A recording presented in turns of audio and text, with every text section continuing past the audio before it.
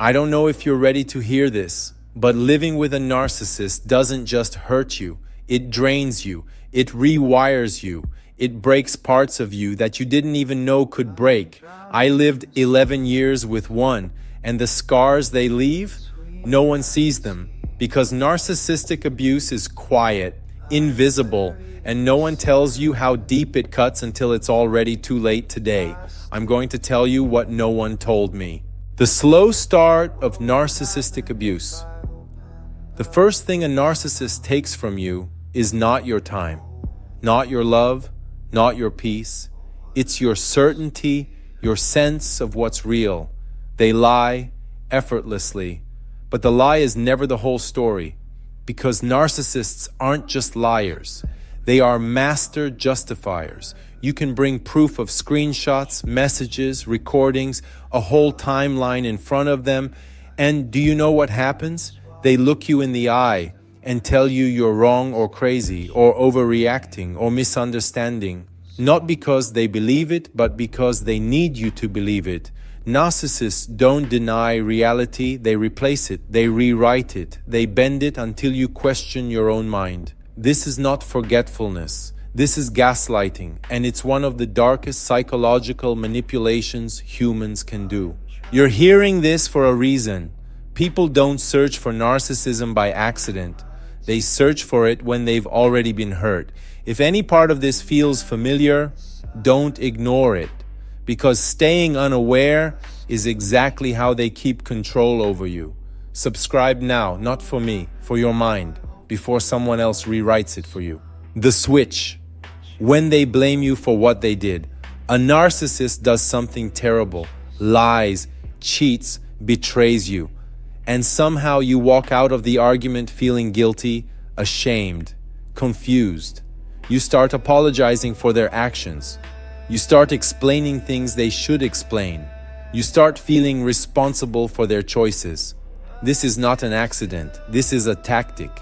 They turn the situation around so well, so smoothly, that you begin to wonder, maybe it was my fault. Maybe I did cause this. Maybe I'm the problem. And that's exactly where they want you. Because once you doubt yourself, they own you. Freudian interpretation. Inserted smoothly. Freud believed that narcissists are trapped in a childhood state, the fragile ego unable to handle shame, blame, or exposure. So what do? They project, they deflect, they shift, they make you carry the shame they cannot tolerate. Your guilt becomes their shield. Your confusion becomes their control. Your empathy becomes their weapon. The emotional drain. Living with a narcissist is not loud chaos, it's quiet destruction. It's waking up every morning thinking, maybe today will be different, and going to bed every night thinking, I'm losing myself. They drain your emotional energy, not all at once, but drop by drop, day after day, until you don't recognize the person you've become, the painful truth about their loyalty. A narcissist will betray you repeatedly, not because you're not enough, not because someone else is better, not because you did something wrong, but because they cannot sit alone with themselves. Their ego is a black hole, empty, insecure, starving, and they use people to fill that emptiness. Their cheating isn't about pleasure, it's about power, control, validation. And when you catch them, it's not, I'm sorry, it's, you made me do this. It happened because you didn't do enough. You're paranoid, you're insecure. They break the vase, then convince you it was your hands. The vicious psychological loop. Here's the darkest part. The hardest moment with a narcissist is not the lying, not the cheating, not the gaslighting. The hardest moment is when you finally try to leave, because that's when their ego collapses and their survival instinct wakes up. Suddenly, they become everything you ever wanted. Kind, soft, attentive, loving, present, perfect. But it's not change, it's strategy. A tactic to pull you back into the cycle. A temporary mask. They study you enough to know exactly which buttons to press to make you stay. And when you trust them again, when you start to breathe again, they go right back to who they truly are, not changed, never changed. just reset, and you realize years later that this cycle stole your time, your identity, your confidence, your inner peace. By the time you wake up to the truth, the relationship has already taken pieces of you that you can't get back. But Freud said something important. Narcissism feeds on the unprotected mind, meaning when you learn to understand their psychology, you stop being their prey. In this part, we're going deeper into the psychology, into the patterns, into what Freud believed drives a narcissist, and how you protect your mind from their influence. Why narcissists act this way, Freudian framework. Freud believed narcissists suffer from a broken development stage. The ego ideal collapses, they create a false self, they protect it at all costs. This explains everything.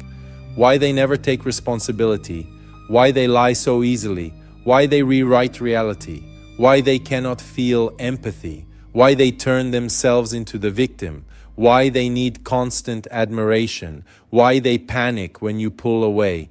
A narcissist cannot afford to face the truth about themselves. Their whole identity would shatter, so they make you the problem, always, in every situation.